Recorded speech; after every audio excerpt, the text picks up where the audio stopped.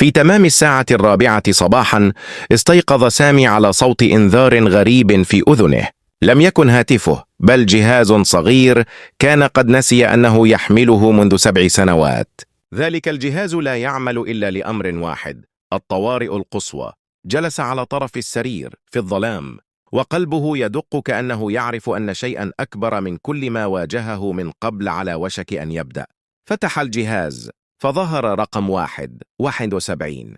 لم يفهم، لكنه نهض فورا وفتح الدرج الحديدي تحت الأرض، حيث خبأ بدلته القديمة، سلاحه الشخصي، وخريطة لا يعرف أحد أنها ما زالت موجودة.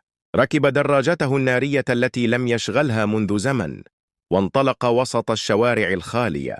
لا صوت إلا الريح، ولا ضوء إلا من المصابيح الباهتة. عندما وصل إلى الجسر القديم وجد حقيبة سوداء معلقة بحبل، وأسفلها توقيع إلكتروني يحمل اسمه. فتحها فوجد بداخلها رسالة مطبوعة: أنت الهدف أو أنت الأمل. خلال 71 دقيقة ما تتقرر. لا أوامر، لا تفاصيل، فقط زمن يتناقص. نظر حوله، لا كاميرات، لا متابعين، أو هكذا ظن. شعر بحركة خلفه، استدار بسرعة، ولا أحد. لكنه لاحظ كاميرا صغيرة مثبتة داخل الحقيبة. يتابعونه، يختبرونه، أو يستخدمونه. بدأ يسترجع كل ما تعلمه، كل ما خسره. المهمة الأخيرة، الاسم الذي سقط بسببه 3 رجال، والسر الذي أخفاه في ذاكرته عن الجميع. هو لم يعتزل، هو كان ينتظر. بدأ التحرك نحو المصنع المهجور في الجنوب، حيث يعلم أن كل شيء بدأ هناك. الساعة تنقص 60 دقيقة. بوابة المصنع مفتوحة. بداخله 4 رجال مسلحين لا يعرفونه، لكنه يعرف لغتهم. تسلل بسرعة، بحذر، كأن جسده تذكر ما كان عليه.